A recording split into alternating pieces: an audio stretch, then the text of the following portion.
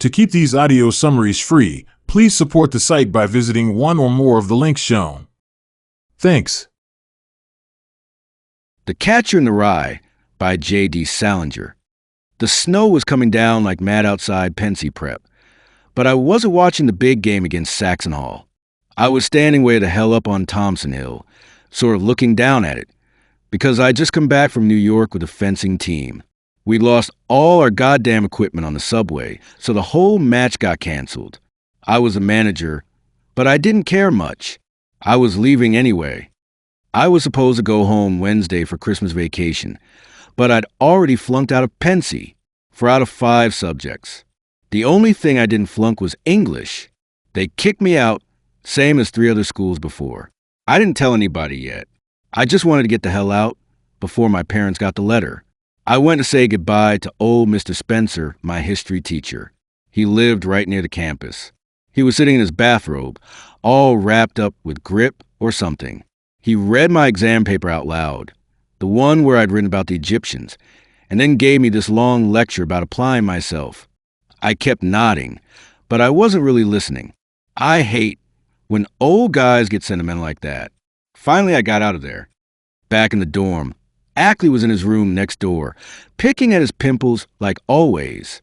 He was this real slob, never brushed his teeth, always barging in. I let him stay because I felt sorry for him, but he got on my nerves. Then Stradlater came in. Stradlater was my roommate.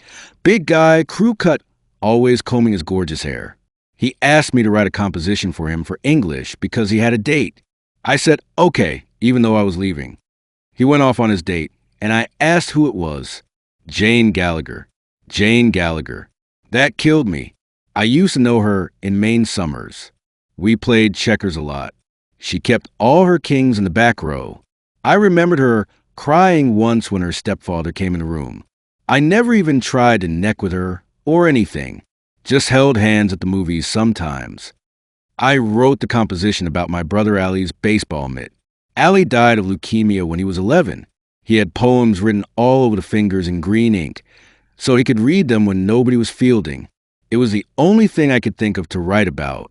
When Stradlater came back, he said the composition was lousy because it wasn't about a room or something. Then I asked him if he gave her the time, meaning did he do anything with her. He wouldn't say straight out, just call me a kid. That did it. I called him a stupid, chiseling moron, and went for him. He pinned me easy and gave me a bloody nose. I told him to go to hell and pack my stuff. I left Pensy around midnight. I put on my red hunting hat, peeked to the back, and walked to the train station. On the train to New York. This lady sat next to me, the mother of some guy at Pensy named Ernest Morrow. She asked if I knew her son. I said sure, great guy, popular as hell. Lies, the kid was a snob. I told her my name was Rudolph Schmidt, the janitor's name. She invited me to visit sometime. I said maybe. In New York, I took a cab to the Edmond Hotel. Cheap place. The bellboy looked like he hated his job. My room was crummy. Across the way, I saw this guy putting on women's clothes and this couple squirting water at each other and laughing. It depressed the hell out of me. I went down to the lavender room. The waiter wouldn't serve me drinks because I looked young, even though I ordered scotch and soda. 3 women from Seattle were at the next table. I danced with a blonde one. She was a terrific dancer, but they treated me like a kid and left me with the check. I took a cab to Ernie's in Greenwich Village. Ernie played the piano like a show-off. The place was full of phonies. I saw Lillian Simmons, my brother DB's old girlfriend. She came over all gushy. I told her I had to meet somebody and left. Back at the hotel, the elevator guy Maurice asked if I wanted a girl. $5. I said okay, feeling lousy and horny. Sunny came up. She was young, about my age maybe. She took her dress off. I started talking instead. Told her I just had an operation. She got mad. I paid her anyway. Then Maurice came back and said it was 10. I said 5. He slugged me in the stomach. Sonny took the extra 5 from my wallet. I lay there hurting. Next morning I called Sally Hayes. Old Sally from way back. We made a date for a matinee. I went out, had breakfast, met 2 nuns in a sandwich place. One taught English. We talked about Romeo and Juliet. I gave them $10 for their collection. Felt good for a minute. I bought a record for Phoebe, my little sister, Little Shirley Beans.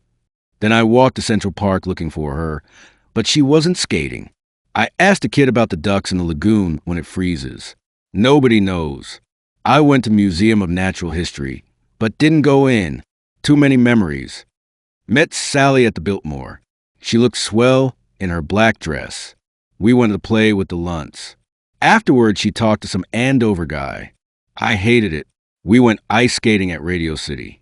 I was lousy. She was better. We sat down and I told her how depressed I was, how everything's phony. Then I said, let's run away to Vermont or Massachusetts, live in a cabin. She said I was crazy. It was childish. I called her a royal pain in the ass. She started crying and left. I went to Radio City, saw the Christmas show, then a movie, got drunk, called Sally again, slobbering about meeting under the clock at Christmas. Then I went to Central Park, sat by the lagoon freezing, thinking about Allie and the ducks. I sneaked into our apartment. Parents were out. I woke Phoebe. She's 10, smart as hell. She figured out I got kicked out again. She got mad, said I don't like anything. I told her the only thing I'd like to be is the Catcher in the Rye. There's this field of rye with thousands of kids playing and nobody's around. No grown-ups. And I'm standing on the edge of some crazy cliff. What I have to do is catch everybody if they start to go over the cliff. That's all I do all day. Catch them. Phoebe said that's not what the song says. It's if a body meet a body coming through the rye. From Burns. I cried like a bastard. I called Mr. Antolini, my old English teacher from Houghton. He said come over. He and his wife gave me coffee. He talked about life being a game and how I was heading for a terrible fall if I didn't find direction. I fell asleep on the couch. Woke up with him patting my head. I thought he was making a pass. I got out there fast. Scared. Slept in Grand Central waiting room. Felt lousy. Went to Phoebe's school. Left a note saying meet me at the museum.